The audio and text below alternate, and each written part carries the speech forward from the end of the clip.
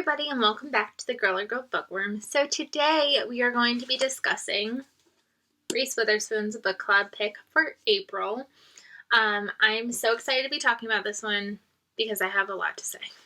I have a lot to say, but like a little to say at the same time. So I have been struggling with Reese's picks, as you know. I thought I was going to love January's, and it turned out to be mediocre. It was okay. Not great, not awful, just okay. And then I went to The Scent Keeper. I remember her releasing that, hearing it was magical realism, and being like, do I want to read that? And I ended up really enjoying it. And then we move on to The Jet Setters, and I'm like, this book is me. A cruise, family drama, sign me up. Hated it. So I was like, oh my God, I can't. I'm only 3 months into this project, and I'm hating it. So I was like, you know what? If she picks something for April that I'm not interested in, I think I might just stop. I can't do it. And I log on. It's April 1st. I'm like, let's see what Reese's pick is this month. And I see the beautiful cover of Untamed by Glennon Doyle. And I go, you've got to be kidding me. I had seen this book going around a little bit, like the hype for it, about a month or two ago. I looked into it and I was like, girl, I don't want to read that. Like, you're beautiful, but like, I don't want to read you. And so I was a little disappointed, and I didn't know what I was going to do because the synopsis for this just like wasn't screaming out to me. It's not the type of book I typically reach for. So I was like, gross. I don't want to read this. So I gave it a few days and I sat on it and I was like, Nicole, you know what? One, it's a nonfiction read. So you could knock out 2 birds with 1 stone with this book. You could read this book and it counts not only for your Reese pick, but it counts for your nonfiction book for the month too. And I was like, that's a good point. And then I was like, you know what? You also set out this goal that you were going to read every book every month. And you're only 4 months in and you're already quitting. Like, it just felt, that's not what I'm about. I'm not a quitter. I'm not going to do that. And then I was like, you know what else? You thought you were going to like Such a Fun Age. You didn't like it. You thought you were going to like The Jet Setters. You didn't like it. You thought you were going to hate The Scent Keeper, and you loved it. So step out of your comfort zone, buy that book, and give it a try. So I did. And I'm glad that I did.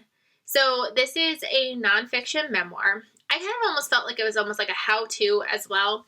It's about Glennon Doyle. She wrote Love Warrior, which really centered around her addiction and becoming a mom and being a wife. And this is the first one where she is not married to her husband anymore, and she is marrying,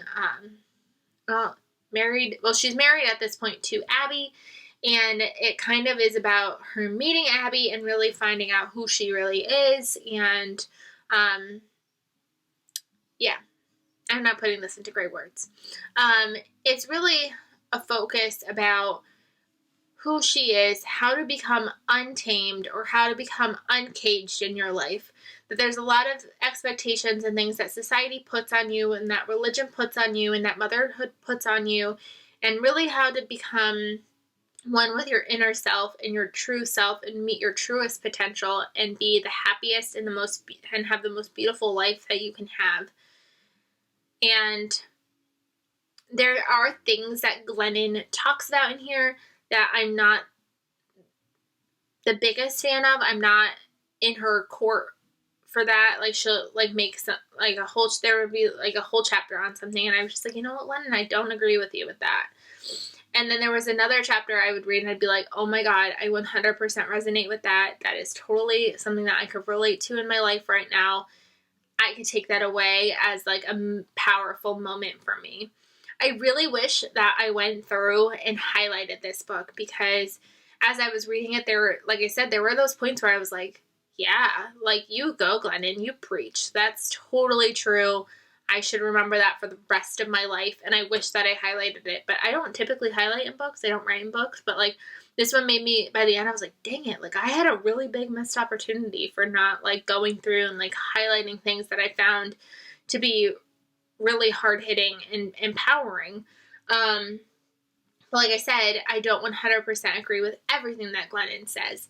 So I think that's kind of true to life too in general, where you're not going to agree with everything that somebody is about, but there are things that you're still going to really connect with. So I enjoyed the experience of reading this and getting to know Glennon and getting to know her story and getting to know these points in life. I will say that there are points where I felt like Glennon did talk down to people. There were times where I felt like, because I didn't agree with, like, Glennon would make statements that I 100% didn't agree with, and it just made me feel like, why can't I already be happy with myself? Why can't I already be in a state of happiness? Why can't I already love my marriage and love my children and love my role as being a mom? Why can't being a mom be enough? So like, it just felt like there were times where I was like, but what if I already feel like that? Why do I have to do that? Like, the thought of like being in a cage. I don't feel like I'm in a cage, but she obviously did. But it made, the way she wrote it made it feel like we were all in cages. And it just was like, but what if we're not? So I did have hard points with that, where like I did feel like I was being talked down to if I wasn't feeling the same way as her. But then, like I said, there were points where I was like, okay, this is me. This is where I'm at right now. And I needed to hear this to know that I made the right choice. Like, there is a part about like, you know, you're a responsible parent when you do this. And I was like, you know what? I just kind of went through that, and I did do that choice, and I did make that choice, and I've been nervous about it, and you kind of helped me to realize that I did make the right choice for my family. So thank you. So it did have points where I was like, yes, I'm here for it. And then there were points where I was like, put my brakes on, not here for it. So do I regret picking this up? Absolutely not, because I did take things away from it. And I read this in 2 days. I read half of it on Friday and half of it Saturday. And I like pretty much flew through it. There were some chapters where I felt were a little slow, and then there were chapters that went really, really quickly.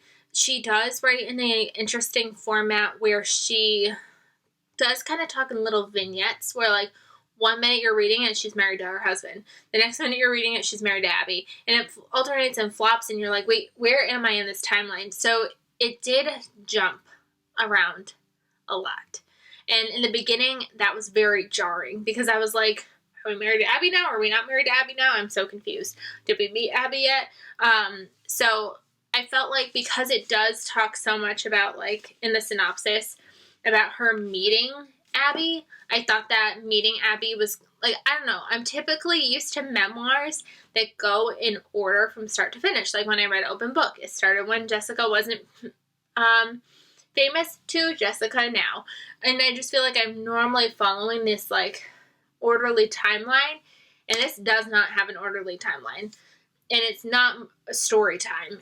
There's bits of story time, but then there's also times of, like, motivational speaking. So if you aren't in the mood for something jarring like that, I don't know if I would highly recommend it in that regard. I did find it that, like, you're gonna take pieces out of it, but you're also not gonna take pieces out of it. I don't think that this is a one book fits all type of book. It's hard, like, I can't necessarily, like, talk in terms of spoilers, because I feel like by doing spoilers for this one, like, there's nothing to spoil, and it's more like a thought-provoking book to have discussions within your own family and your own life about. I wouldn't necessarily sit down and just spew all my information out there to the world with this one, because it is, like, it talks about sex, it talks about religion, it talks about racism, it talks about sexuality, it talks about so many things that I don't feel comfortable, like, just, like, sharing my opinion out in the world, because that's not what I'm here for. But I will say that it did bring up good conversation. There were points where I would, like, literally put it down and have a conversation with Patrick about it. I would literally read him, like, a paragraph out of the book and, like, what do you think about this? Like, what do you think about this statement? Like, this is really thought-provoking. And even the things that I didn't necessarily agree with her on, I still had thoughts about, and, like, can think and dive into my own life and think about. Even if I didn't agree with her, it made me at least think about what I value in my own life. So like I said, I won't have a spoiler section on this one just because there's really nothing to spoil, being a nonfiction memoir. But I do like the journey that I took with Glennon. I'm glad that I picked it up. I don't regret it at all. I think that if you are a feminist, you're going to really love this book. If you're just a woman in general who wants a little self-assurance and a little empoweringness, read it. But I know that it's definitely not going to be a book for everybody. I'm shocked that it was a book for me because I'm not a big feminist. I'm not, I don't search for women empowering books because I just don't. It's just not my thing. I'm a woman, but there's just some things that I don't know. I don't know what I'm trying to say. It's like hard to talk about this book without putting your foot in your mouth a little bit. So yeah, I really liked it. And she's also friends with Elizabeth Gilbert. So if you like Elizabeth Gilbert's books, she mentions Elizabeth a couple times in here. So that was kind of fun. I've read Eat, Pray, Love. I haven't read anything else by her, but it was fun to have like the little Easter egg of like, oh, I know Elizabeth Gilbert. So that was fun. I don't know. I feel like I'm just like rambling. This book was like, it's not like a fiction book that you can like tear apart and be like, this character stunk and this timeline stunk and this plot stunk. And I didn't rate this book. I typically don't rate nonfiction, especially like I said, I don't want it to ever look like I'm judging the person or if I'm judging what was said, because it will speak to people. Just because I didn't agree with a statement doesn't mean that other people won't agree with a statement. I'm trying to find somebody real quick that I wanted to recommend to you as well. So that's why I keep looking down. I wanted to recommend to you One Sleepy, that's not it. One Sleepy Reader. I'll link her down below. She does something very similar to me in terms of reviewing Reese Witherspoon picks. She, every month, talks about 5 Reese Witherspoon picks, including the current pick. She reached out to me because she realized that I make these videos too, and she knew somebody else that was making videos similarly to this. And we kind of wanted to like connect people. So if people have other things that they want to discuss about with the book, I thought that would be fun. So definitely go check her out.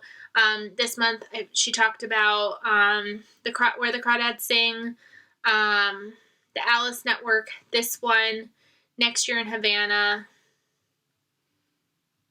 and one more, and I can't remember what that other one was, but she talked about the 5 of them. So she kind of does it a little bit less in depth than I do, because she's talking about 5 of them and not just one of them. But yeah, definitely go check her out. Definitely check this book out if you're interested in it. I'm glad that I did. I'm glad that I stepped out of my comfort zone. Clearly, so far, we've read 4 books. 2 that I thought I'd like and didn't. 2 I didn't think I'd like and did. So I'm going to say that I'm going to keep going with this project for now because so far I've been pleasantly surprised with what I've liked and what I haven't. So let me know if you read that book, if you're planning on reading that book, what your thoughts are on that one down below. And let's just see what we do in May. I'm excited, like especially after, like I said, after reading 2 books that I thought I would hate and actually really liked. I'm just intrigued at how the rest of this year is going to go. So let me know what your thoughts are down below, and I will see you guys really soon. Bye, everybody.